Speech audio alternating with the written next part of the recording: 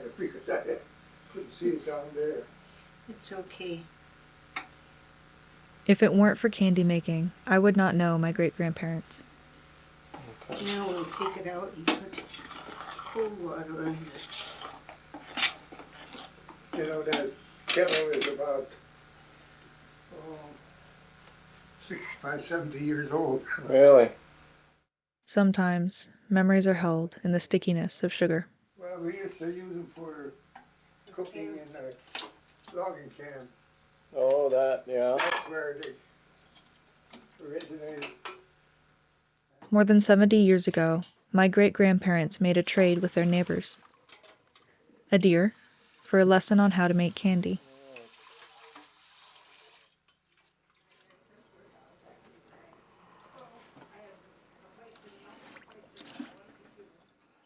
My grandfather is not the eldest in a litter of 5 boys, so he doesn't remember this bargain, but a couple of his brothers do. It would be soft but not sugary, huh, Grandpa? He remembers going over to their neighbor's house in Wisconsin with his parents when he was younger than 10. They took it a long way, eventually holding demonstrations and selling the participants their own candy creations. They got really, really into it and did a good job over the years. And they would have groups come in and show them how to do it. And the people that was making the candy could buy it afterwards, what they made.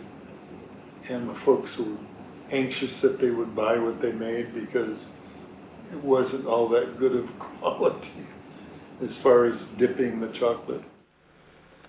And what's this for? For haystacks. Some people call them straw stacks. Yeah. I like them. All right. What kind of coconut do you have to use? Well, we just guess. Whatever you want. Yeah, You add the chocolate to match, right? right. How about the malted milk? How much of that do you add for the chocolate? As much as sticks to it. My mother remembers Christmas at Grandma and Grandpa's, all of the cousins coming together for the holiday, and little dishes of homemade candies around the house for people to eat. How's that look? See, the edges are a little bit too much. Now, where's A little brown around the edges. a little.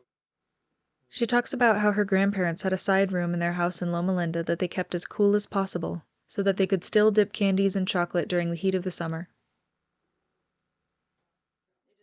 How her grandma had made so many candies by that time in her life that her spoon sizes were consistent, and that she made swirling the little curl on top of the chocolates look easy.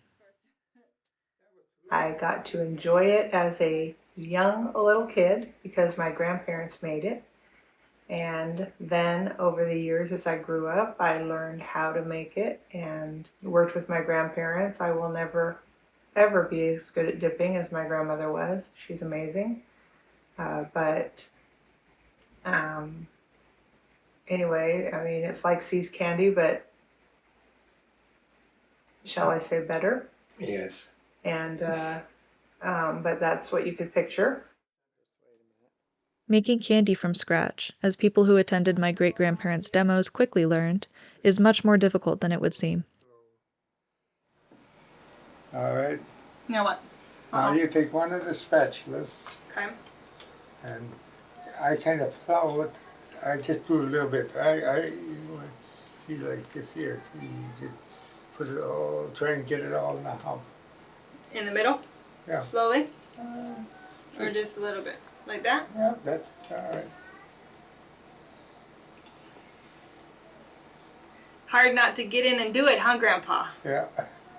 Especially if I'm doing it wrong. Especially when you start mixing it and it's going all over the slab. Yeah. Well, then you can help me. There's a science to it, too. You have to temper the chocolate so that the candies are nice and shiny when they're dipped. We use a giant buttered slab of marble as a surface to work on, for brittles, toffees, and even fondant, which has to set at least overnight in the middle of the process. You quick as you can, get your hands in it and start kneading it. Oh yeah? When? Not soon, right? Because right now it's pretty. No, it's just too gooey. The air has to be dry. You can't use chocolate in humidity, or it'll cool to an ashy opaque color, crumble, and have an entirely different texture. You can do everything right, and then the weather changes on you and the chocolate grays. As much as this tradition of ours is super sweet, why go through all the trouble? A days-long, very labor-intensive process, reliant on even the weather. When we do, I get to hear stories from my grandpa's childhood, my mother's memories. I get to ask questions about their lives, how everything started. These people who I am related to and yet do not remember. Wow. When I was watching the film, your dad said that the tempering pot they had at that point for like 65 to 70 years because they used it cooking in the logging camp. There's your picture of the logging camp. So what's the logging camp? Logging camp is where I was born, not at the camp, but when I was born, we lived there in the honeymoon cottage. And We are constantly using our hands, so we can't be on the phone or playing a game or working, fully immersing us in the moment. It puts us all together on the same team. I think you better. No, I think you better take pictures of Grandma dipping, not me. I know, me too. What? He shouldn't take pictures of us dipping because we're not the models. Oh, I think you better. Traditions are dying. We all need to revive them. You can take us of us dipping and then of Grandma's end product. Create communities, build memories, make something with others. but that tradition has gone through to the 4th generation now. That's a lot more stressful. What is? Making this. The ingredients are simple, but the process is. Yeah, it can. At the end, it's very like dump that, watch the temperature. It's very temperature consistent to make sure it's right.